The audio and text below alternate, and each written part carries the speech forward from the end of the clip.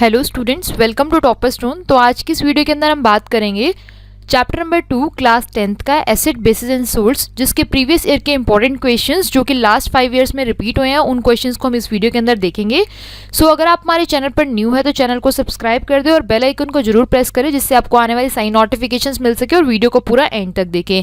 So start करते हैं। यहाँ पर most important question number 1, identify the compound of calcium which is used for plastering of fractured bones with the help of chemical equations. Show how is it prepared. What special precautions should be taken during the preparation of this compound. So बहुत ही simple question है ये। हमें उस compound का नाम बताना है जिसका यूज़ फ्रैक्चर्ड बोन्स, मतलब कि जब हमारी बोन कोई भी क्रैक हो जाती है तो उस कैल्शियम कंपाउंड का यूज़ किया जाता है, उसका नाम बताना है। और सेकंड पार्ट इसके अंदर है उसकी इक्वेशन को लिखना है कि कैसे वो प्रिपेयर होता है। एंड थर्ड वन इज कि किस तरह से उसे प्रिपेयर किया जाता है, क्या प्रिकॉशंस ली जाती हैं। सो यहाँ पर 3 पार्ट्स हैं, तो इसका 1 बाय 1 आंसर देखते हैं। सो आंसर यहाँ पर है कंपाउंड तो हो जाएगा प्लास्टर ऑफ पेरिस, जिसका यूज़ फ्रैक्चर्ड बोन्स के लिए किया जाता है। तो compound of calcium sulphate hemihydrate, जिसका केमिकल फॉर्मूला होता है यहाँ पर CaSO4 dot half H2O, means यहाँ पर वाटर मॉलिक्यूल्स हाफ अटैच्ड होते हैं, तो ये फॉर्मूला होता है। और नेक्स्ट कंपाउंड है कि इसकी केमिकल इक्वेशन की कैसे प्रिपेयर किया जाता है इसे। सो प्रिपेयर करने के लिए जिप्सम को हीट किया जाता है और उससे ही हेमीहाइड्रेट जो है वो बनाया जाता है। तो आप देख सकते हैं जिप्सम का फॉर्मूला होता है CaSO4 dot 2H2O, water molecules 2 attached होते हैं और उसे हीट किया जाता है, देन हमें मिलता है प्लास्टर ऑफ पेरिस। और इस इक्वेशन को बैलेंस किया सिंपली। अब थर्ड पार्ट है यहाँ पर क्या प्रिकॉशंस लिए जाते हैं इसको बनाने के लिए। सो प्रिकॉशंस है कि सबसे पहले आपको इसके अंदर टेम्परेचर जो है वो सही सा होना चाहिए, मेन टेम्परेचर का ही है। सो लिखा गया है during the preparation of this compound temperature should be controlled carefully, otherwise anhydrous calcium sulfate will be formed. So next question देखते हैं, question number 2. So question 2 is, when few drops of phenolphthalein are added to a solution of sodium hydroxide, a pink color is produced. What will be the color of the final mixture when excess of HCl is added to it?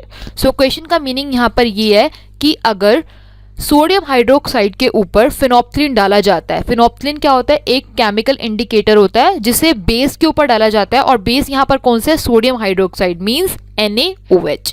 तो pink colour produce होता है मिला। तो next question यहाँ पर ये है कि what will be the colour of the final mixture when excess of HCl is added to it.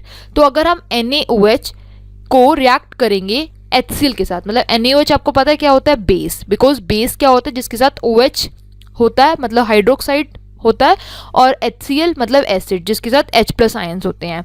तो अब हम इन दोनों को रिएक्ट करेंगे, तो सिंपल सी बात है, जब एसिड और बेस रिएक्ट होता है तो क्या मिलता है? Salt and water. तो इसका भी सॉल्यूशन देखते हैं। तो सबसे पहले यही लिखा गया है कि acid plus base will give you out salt and water.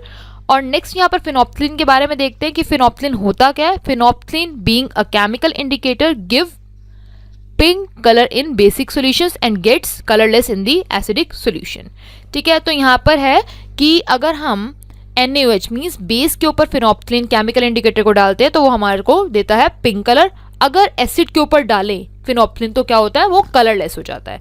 So upon the addition of HCl to the NaOH solution leads to the reaction of neutralisation. तो आपको पता होना चाहिए जब भी एसिड और बेस रिएक्ट करते हैं सोल्ट एंड वाटर मिलता है, और इस टाइप के रिएक्शंस को हम क्या बोलते हैं? Neutralisation reaction. और सिंपली ऐसे भी क्वेश्चन आ सकता है कि what is neutralisation reaction, give its chemical equation. So next यहाँ पर देखते हैं कि अगर हम इसको बेस और एसिड को रिएक्ट करते हैं, बेस यहाँ पर क्या है? Sodium hydroxide and HCl is the hydrochloric acid.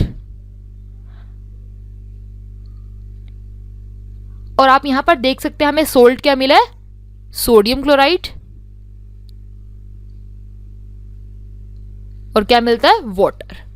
तो यहाँ पर आपने ऊपर भी देखा होगा कि जब एसिड और बेस रिएक्ट करते हैं सोल्ट एंड वाटर मिलता है, उसी तरह से यहाँ पर बेस और एसिड ने जब रिएक्ट किया तो मिल गया सोल्ट एंड वाटर। तो यही करना था यहाँ पर हमें। और लास्ट लाइन आपको यहाँ पर दिख रही होगी कि but upon addition of excess of HCl make the solution acidic. अब ज़्यादा उसके अंदर HCl डाला जाएगा तो वो सॉल्यूशन एसिडिक हो जाएगा, और लास्ट में जो वो कलर होगा सॉल्यूशन का वो क्या हो जाएगा? कलरलेस। अब नेक्स्ट क्वेश्चन देखते हैं, question number 3। Sweet tooth may lead to tooth decay explain why, what is the role of toothpaste in preventing cavities. तो इसका भी आंसर देखते हैं। वैसे तो समझ सिंपली आ ही रहा है, बट एक बार आंसर देख लेते हैं। A sweet tooth is defined as liking of food which is sweeter in taste. It means जब हम ज़्यादा मीठा खाते हैं तो हमारे जो टीथ होते हैं वो खराब हो जाते हैं। इसके बाद the role played by sweet tooth in tooth decay is simple. When you eat a lot of sugary stuff which is carbohydrates mainly, the small particles that stuck in between the teeth create a hotbed for the microbes to grow that resides in your mouth. These bacteria break down the enamel of teeth and cause cavities. तो simple सी बात है, अगर हम कुछ ज़्यादा मीठा खाते हैं तो हमारे दांत जो होते हैं वो खाली हो जाते हैं, मीन्स उसके अंदर कैविटी हो जाती है। तो उससे क्या होता है, हमारे दांत में दर्द होने लगता है। और उसी को प्रिवेंट किस तरह से किया जाता है, तो उसमें टूथपेस्ट का क्या रोल होता है उन कैविटीज़ को मतलब प्रिवेंट करने के लिए। सो यहाँ पर इसका आंसर लिखा गया है, toothpaste prevents from teeth cavities by protecting the teeth outer layer called enamel. तो टूथपेस्ट जो है हमारे दांतों की कैविटी जो होती है उसको ठीक रखता है, उसे प्रोटेक्ट करके रखता है। ठीक है, तो toothpaste which are rich in fluoride seem to be more beneficial against cavities because. Next question देखते हैं, question number 4। So the pH of a salt used to make tasty and crispy pakoras is 14. Identify the salt and write a chemical equation for its formation. List its two uses. तो बहुत ही simple question है। यहाँ पर जो भी salt use हुआ है उसका pH दे रखा है। ठीक है, अब 14 pH गिवन है तो हमें बताना है वो सोल्ट कौन सा होगा, उसकी केमिकल इक्वेशन बतानी है और उनके यूजेस बताने हैं। सो बहुत ही इंपॉर्टेंट क्वेश्चन है, हमेशा रिपीट होता आया है। सो जो यहाँ पर सोल्ट है वो क्या होगा, बेकिंग सोडा। और आपको पता ही है कि बेकिंग सोडा जो है अगर हम डालें पकोड़ा बनाने में तो उससे क्रिस्पी और टेस्टी पकोड़ा बनते हैं। तो जो फॉर्मूला हो जाएगा वो होगा बेकिंग सोडा का, और इसका अनदर नेम होता है सोडियम बाइकार्बोनेट। तो सोडियम बाइकार्बोनेट का फॉर्मूला होता है NaHCO3।